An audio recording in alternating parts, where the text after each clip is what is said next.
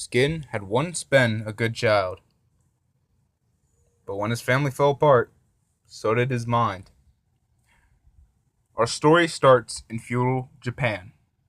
He lived in a small village known as Shishemu. It was a small fishing village, and he was about 13 years old. Contrary to belief, he wasn't born a demon. His demonic nature didn't show until around this time. A warlord came to his village looking for someone. It was a man said to be doing dark dealings with demonic entities. The warlord looked around for this man. He didn't see him, but he said he would return in 1 week's time. Skin knew of the man. It was his stepfather, Ken. Ken had raised Skin since he was 3. Ken was the closest thing Skin had to a father. This warlord would kill Ken if he found him. Skin would not give him up, though. He ran inside to warn him. Ken stopped him and told him everything was going to be okay. He told Skin no one would kill him. Skin nodded and hugged him.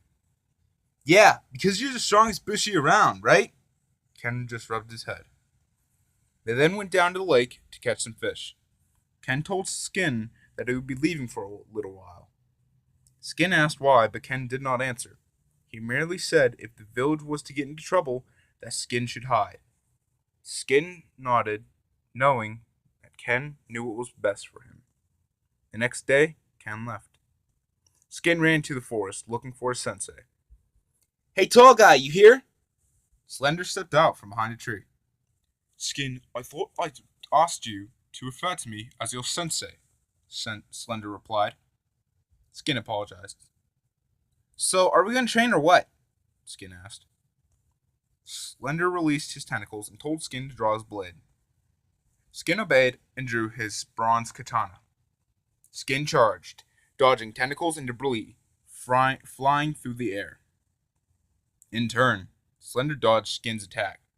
Suddenly, the smell of smokes filled their nostrils. It came from the direction of the village.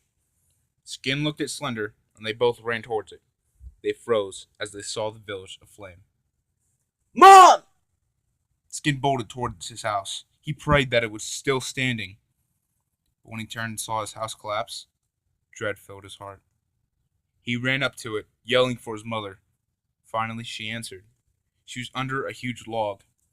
His mom told him to run, but Skin refused. "Damn it, Skin, listen to me and run!"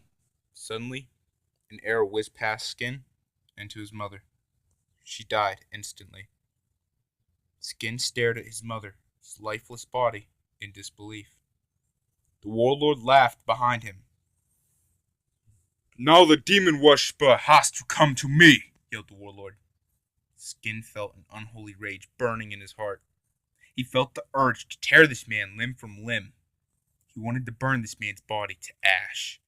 Without thinking, Skin picked up his sword and charged him. He was knocked aside by a blow delivered by the warlord.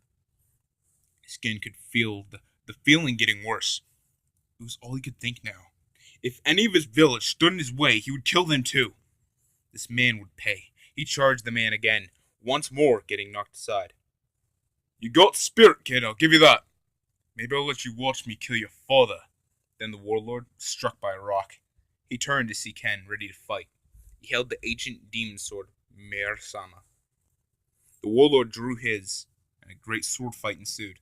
The two clashed blades with the ferocity of tigers. Skin watched his stepfather fight the man with the skill of a true samurai master. Finally, the warlord fell to one knee. "Please, Ken, strike me down." Ken turned around. "That's for the gods to decide, brother." Ken went to walk to his boy, who was glowing with pride for the man. Then Skin witnessed the blade pierce Ken's heart. Skin finally released all the feeling he had into a roar that sounded like 1,000 dying souls. The warlord looked on in fear as Skin began to change. The ash of the villagers rose and circled Skin. Skin began to grow talons and fangs. The ash covered his body, turning his skin gray.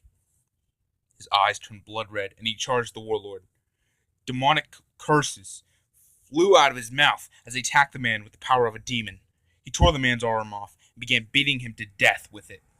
Suddenly, a cry snapped Skin out of his rage, and he turned to Ken, who yelled his dying words.